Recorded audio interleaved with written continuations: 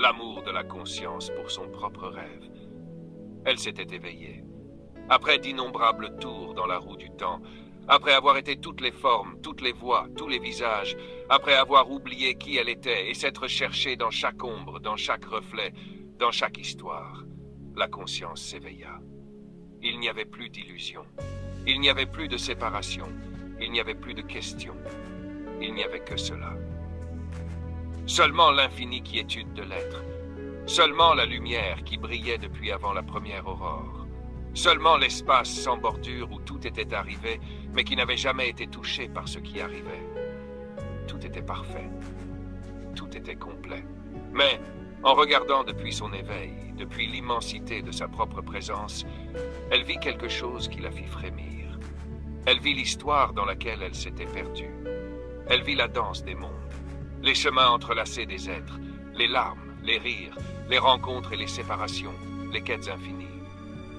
Elle vit les yeux de l'amant aspirant à être vu. Elle vit les mains de l'enfant tendues vers le vide.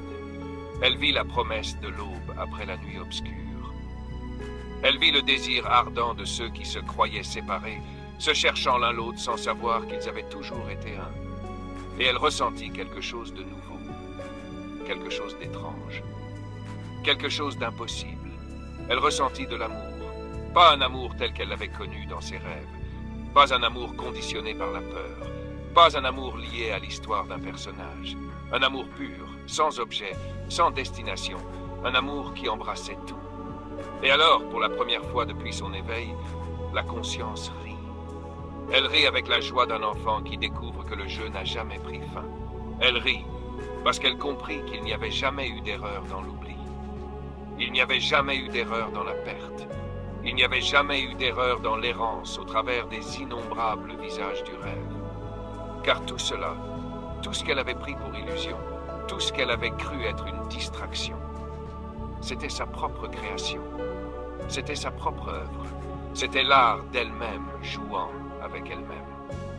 Et alors, au lieu de se dissoudre dans la lumière, au lieu de rester dans la paix sans forme, au lieu de disparaître dans l'absolu, elle décida de revenir. Elle décida de continuer à jouer. Mais cette fois, pas depuis l'oubli, pas depuis l'ignorance de sa propre nature, mais depuis l'éveil, depuis le rire, depuis l'amour. La conscience redescendit dans le jeu de l'existence, non pas parce qu'elle en avait besoin, non pas parce qu'elle y était piégée, mais parce qu'elle l'aimait. Elle décida de revenir, de poser à nouveau ses pieds sur la terre, de sentir à nouveau l'air caresser sa peau, de croiser à nouveau le regard des autres et d'y reconnaître le sien. Mais cette fois, elle savait la vérité. Elle savait que chaque histoire était une œuvre d'art. Elle savait que chaque erreur faisait partie de la danse. Elle savait que chaque perte n'était qu'un jeu de cache-cache. Elle savait que chaque rencontre était une retrouvaille avec elle-même. Et ainsi, marchant entre les mondes, vivant toutes les vies sans jamais oublier qui elle était, la conscience tomba amoureuse de son propre rêve. Et dans cet amour infini, elle décida de continuer à rêver, mais cette fois, éveillée.